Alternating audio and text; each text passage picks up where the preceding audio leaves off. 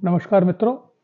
आज हम लोग बात कर रहे हैं संस्कृत शिक्षा में जो राजनीति विज्ञान का पेपर आया था उसके प्रश्नों को हल करने का प्रयास कर रहे हैं। हमने अब तक 40 सवाल 1 से 40 तक हम कर चुके हैं। आज उसके आगे करते हैं 41 से अगर संभव हुआ तो 60 प्रश्न तक। ठीक है, तो 41वां जो मैंने बताया आपको कि ये सब कोई एक पेपर है जिसके आधार पर हम चल रहे हैं। हालांकि अलग अलग विद्यार्थियों को अलग अलग सीक्वेंस मिली होगी, लेकिन मैं इसलिए प्रश्न पढ़ देता हूं और उस प्रश्न को देख के आप उसका उत्तर समझने का प्रयास कर सकते हैं। मैं कोशिश करता हूं कि हर उत्तर का कोई ना कोई तर्क आपको बताऊं। 41वां प्रश्न आपका है, रूसो के अनुसार सामूहिक अवस्था में जीवन के आगमन के साथ एक नए प्रेरक सिद्धांत अमूर प्रापरे का विकास होता है। यह नया सिद्धांत क्या है? इसके 4 ऑप्शंस दिए इन्होंने। दूसरों के साथ तुलना की ओर प्रवृत्त होना, आत्म संरक्षण की ओर अग्रसर होना, कुलीन जंगली बनने की प्रेरणा और दया। देखिए, इस प्रश्न का उत्तर है फर्स्ट, दूसरों के साथ तुलना की ओर प्रवृत्त होना। उसने 2 तरह के शब्दों का प्रयोग किया है। एक है अमूर प्रॉपर और इसका विरोधी शब्द होता है अमूर द सोई। अमूर प्रॉपर का अर्थ होता है कि जिसमें व्यक्ति अपने आप को आगे बढ़ाने के लिए दूसरों से तुलना करता है, और अमूर द सोई वो होता है जो नेचुरल इंस्टिंक्ट होती है उसकी अपने आप को प्रिजर्व करने की। तो ये जो सवाल है अमूर प्रॉपर, ये एक अर्थ में आर्टिफिशियल है रूसो के अनुसार। ये इसके लिए उसको प्रयास करना पड़ता है, और प्रयास क्या करता है कि वो अपने आप को अच्छा बनाता है दूसरों की तुलना करते हुए कि दूसरे लोग भी उसको सही कहें। और जो आमूर 200 होता है वो नेचुरल इंस्टिंक्ट होती है जिस प्रकार से वो खुद रहना चाहता है। रूसो ने अपने पुस्तक डिस्कोर्स, और जिसे कहा जाता है the origin and bases of inequality among man, इसमें उसने ये बताया है कि किस प्रकार से ये इस शब्द के आधार पर उसने बताने का प्रयास किया है कि व्यक्ति कैसे अपने आप को नेचुरल बीइंग से एक सिविक बीइंग बनाने का प्रयास करता है। इसी प्रकार से उसने ईमाइल और ऑन एजुकेशन में भी इसके ऊपर चर्चा की है। ये बतला रहा है कि इस तरह से व्यक्ति के 2 तरह की प्रकृति होती है, एक तो स्वाभाविक होती है, एक वो आर्टिफिशियली क्रिएट करता है। तो ये आर्टिफिशियली क्रिएट करी हुई प्रवृत्ति है। जो बाकी उत्तर है इसके आत्म संरक्षण की ओर अग्रसर, ये तो नहीं होगा, क्योंकि ये दूसरा वाला जो मैंने अवधारणा दी है उसके कॉन्ट्रास्ट में जो शब्द है वह शब्द काम में आता है, जिसे हम कहते हैं आमूर 200। कुलीन जंगली बनने की प्रेरणा नहीं है, कि कुलीन जंगली तो पहले होता है, उसके बाद वो सिविलाइज होता है, इसलिए ये तो हो ही नहीं सकता। और दया की बात ये नहीं करता है रूसो कभी भी। तो ये आपका 41st। 42nd है, निम्नलिखित राजनीतिक विचारकों में से किसने महिलाओं के लिए शिक्षा का समर्थन करते हुए क्रिस्टो मेथिया नामक नया पाठ्यक्रम तैयार किया? देखिए, इसमें इसका उत्तर जेरेमी बेंथम है। जेरेमी बेंथम ने ये शब्द काम में लिया है जो कि ग्रीक शब्द से डिराइव होता है, जिसका अर्थ है यूजफुल लर्निंग। आप जानते हैं कि बेंथम उपयोगितावादी था, इसलिए वह हर अवधारणा को उपयोगितावाद से जोड़ना चाहता है। तो वो कहता है शिक्षा भी ऐसी होनी चाहिए जो मनुष्य के अपने जीवन में उसके लिए उपयोगी हो। अगर उपयोगी नहीं है तो शिक्षा का कोई महत्व नहीं है। यानी जो हम एक दूसरे प्रकार की शिक्षा की बात करते हैं, knowledge for the sake of knowledge, ज्ञान केवल ज्ञान प्राप्ति के लिए, इसका कोई मूल्य बेंथम के लिए नहीं है। बेंथम के लिए ज्ञान वही है जिसका उपयोग अधिकतम सुख को प्राप्त करने में किया जा सके। ठीक है, ये आपका हो गया 42nd। 43rd प्रश्न है, कि निम्नलिखित में से कौन से सिद्धांत मैकियावेली के राजनीतिक विचारों से संबंध है। पहला है नैतिक उदासीनता, दूसरा है सार्वभौमिक अहमवाद, तीसरा है सर्वशक्तिशाली विधिकर्ता और चौथा है दार्शनिक अस्पष्टताएं।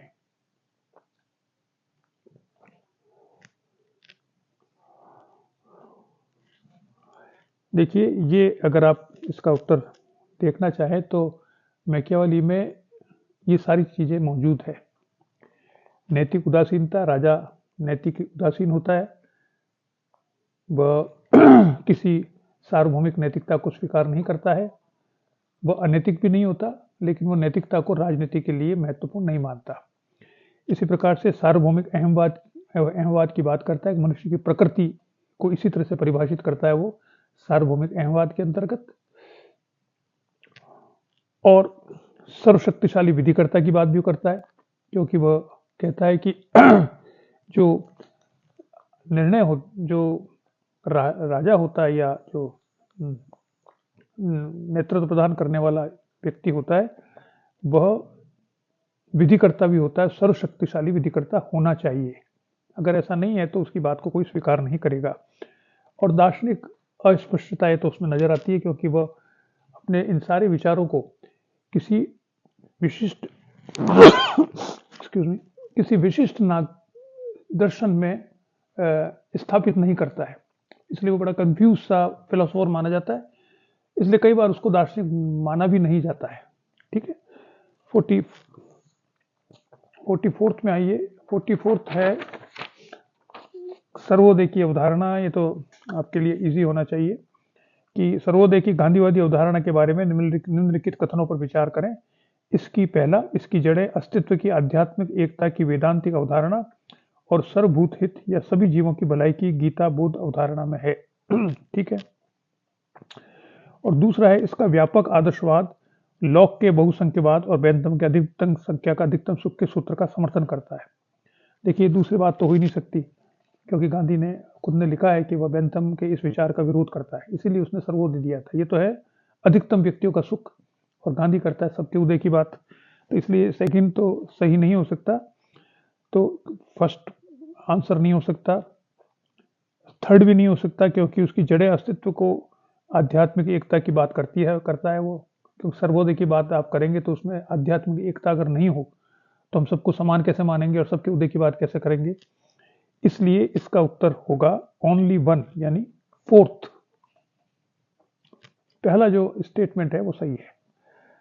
45वां सवाल है, एम के गांधी के निम्नांकित में से किस विचार को राम मनोहर लोहिया द्वारा अस्वीकृत किया गया। इसमें देखिए आप,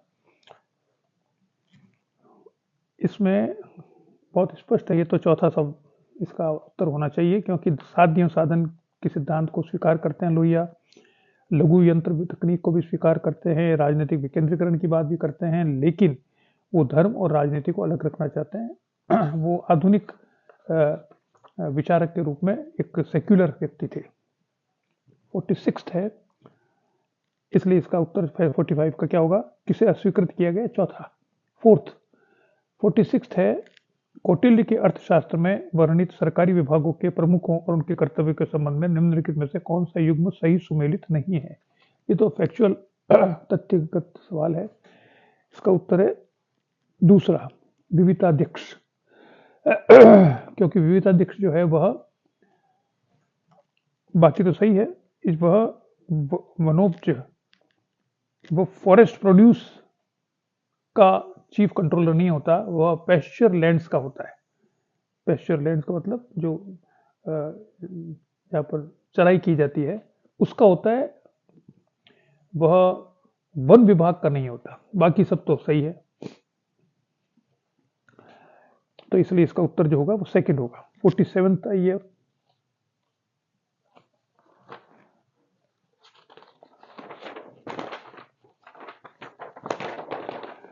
47th है, अंबेडकर के आर्थिक विचारों के संबंध में निम्नांकित में से कौन सा कथन सही नहीं है। कौन सा सही नहीं है। पहला है, सभी नागरिकों के लिए बीमा आवश्यक है। ठीक है। भूमि का राष्ट्रीयकरण जरूरी है, ये भी ठीक है। भारत में औद्योगिकरण को तीव्र करने के लिए निजी अर्थव्यवस्था आवश्यक है। देखिए ये वो नहीं स्वीकार करता क्योंकि वह निजी अर्थव्यवस्था के समर्थक नहीं है, पर सार्वजनिक क्षेत्र के समर्थक है। इसलिए चौथा भी सवाल सही, चौथा भी सही है उत्तर, तो थर्ड होना चाहिए इसका। वह इसकी बात नहीं करता है कि निजी, क्योंकि वह मानता है कि जो निजी व्यवस्था होगी उसमें जो दलित वर्ग है उसको आरक्षण नहीं मिल पाएगा, उसका विकास नहीं हो पाएगा, इसलिए सार्वजनिक क्षेत्र को वो महत्व देता है। 48 है सवाल, निम्नलिखित विद्वानों में से किसने कहा कि यह राजनीति नहीं है जो जातिग्रस्त है, वो जाति है जिसका राजनीतिकरण हुआ है। ये तो आप बहुत आसान है, रजनी कोठारी ने इस पर काम किया है, रुडोल्फ ने इस पर काम किया है, किताब तो लिखी है लेकिन इस पर इतना काम नहीं है उनका। जो Rajni Kothari is known for this particular statement. ठीक है। 49th सवाल है, हिंदू जाति व्यवस्था के भीतर ऊर्ध्वगामी गतिशीलता की प्रक्रिया को समझाने के लिए एम.एन. श्रीनिवास ने अपने कृति दक्षिण भारत के कुरुगों में धर्म और समाज में सबसे पहले किस शब्द का प्रयोग किया था? संस्कृतिकरण, सेंस्क्रिटाइजेशन, जिसका अर्थ क्या है कि उसने अध्ययन करके बताया कि जो पिछड़ी जातियां हैं वो अग्रिम जातियां, जो उच्च वर्ग है, उच्च जातियां हैं, उनके रीति रिवाज, पहनावे और संस्कृति को अडॉप्ट करने की कोशिश करती रहती है, जिससे कि उनको समाज में उच्च जाति का माना जाए। ये Sanskritisation concept Indian society, Bharatiya Samaj का जब अध्ययन करते हैं तो सबसे महत्वपूर्ण सिद्धांतिक कंट्रीब्यूशन अगर किसी सोशियोलॉजिस्ट ने दिया है तो एम.एन. श्रीनिवास ने दिया है इसके साथ। इसलिए इसका उत्तर संस्कृतिकरण होगा, यानी इसमें क्या है? Third number. 50वां है, निम्नांकित में से किसका समर्थन जवाहरलाल नेहरू द्वारा नहीं किया गया है?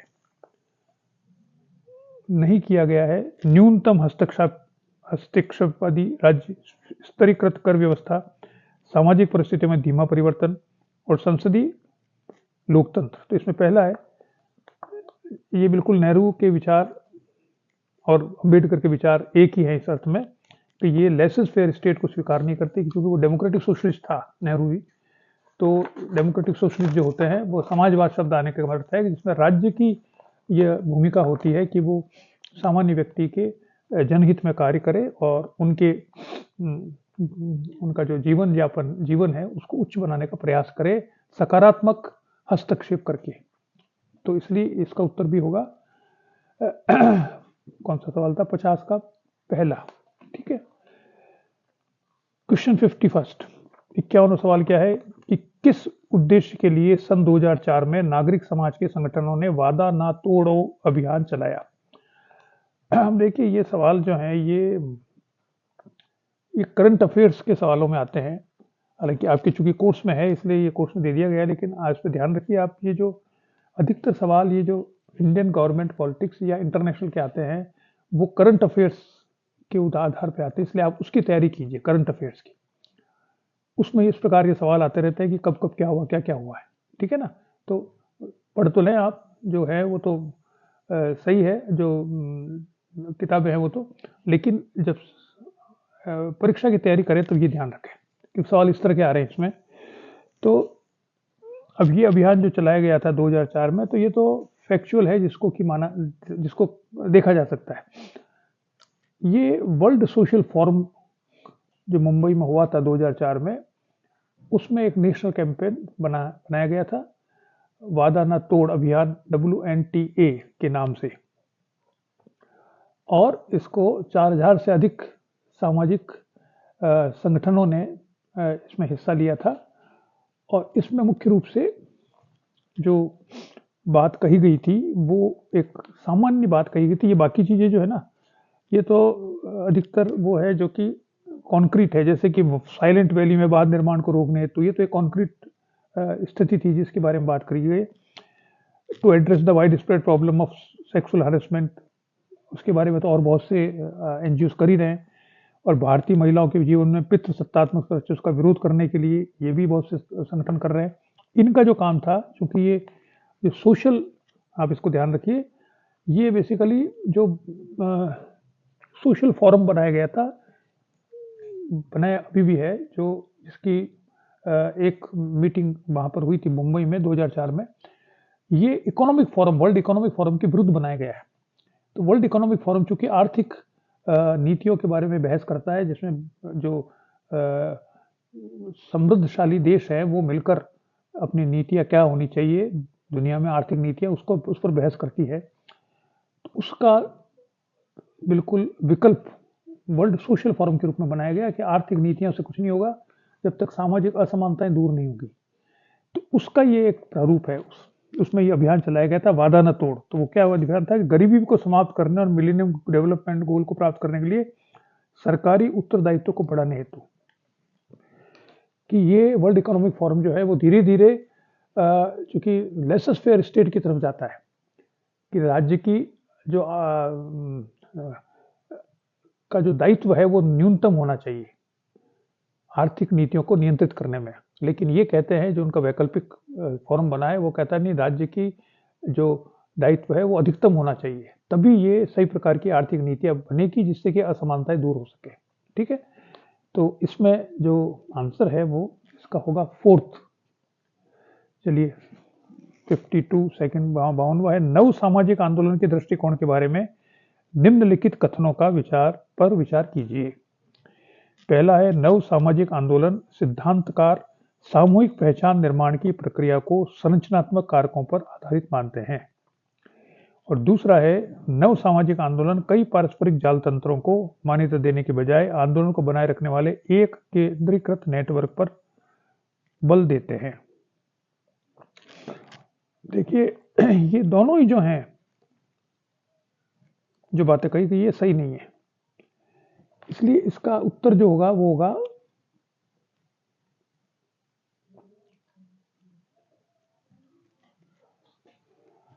क्या होगा इसका उत्तर होगा थर्ड। न तो पहला सही है न दूसरा सही है। देखिए इसमें जो विचारक है जिसने बात की है इसको कहा जाता है न्यू सोशल मूवमेंट या एनएसएम। विचारक है इसका अल्बर्टो मेल्यूसी MELUCCI अल्बर्टो MELUCCI। ये आप गूगल में चेक कर लीजिए। उसमें जो उसके जो विचार हैं वो विचार ही इसमें बताए गए हैं। तो उसने ये कहा है कि मूल रूप से कि एक केंद्रीकृत पहली बात तो दूसरा वाला जो है वो गलत है। केंद्रीकृत नेटवर्क की बजाय वो चाहता है बहुत सारे नेटवर्क होने चाहिए जिनको साथ लेके चला जाए। केंद्रीकृत होने पर क्या है कि जो लोकल जो स्थानीय जो समस्या है उनके बारे में आप नहीं जान सकते।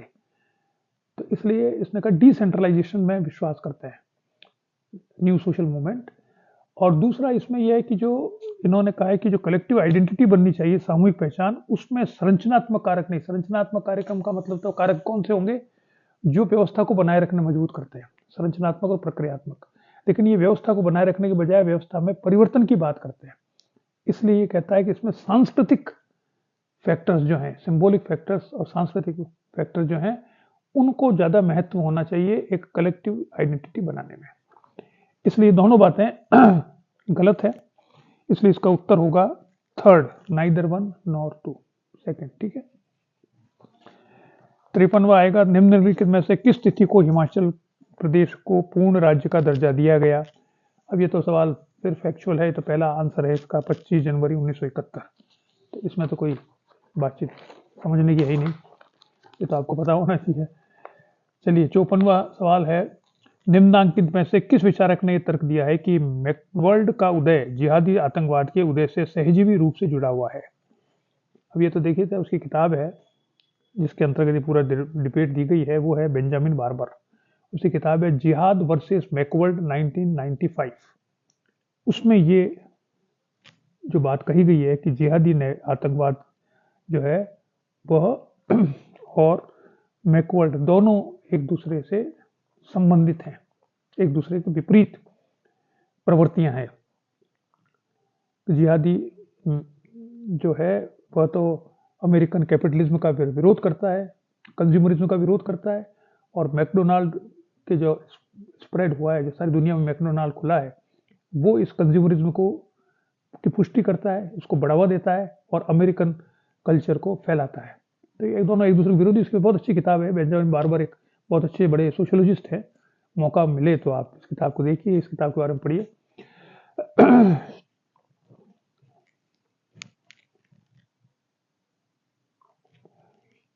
देखिए क्वेश्चन 55th,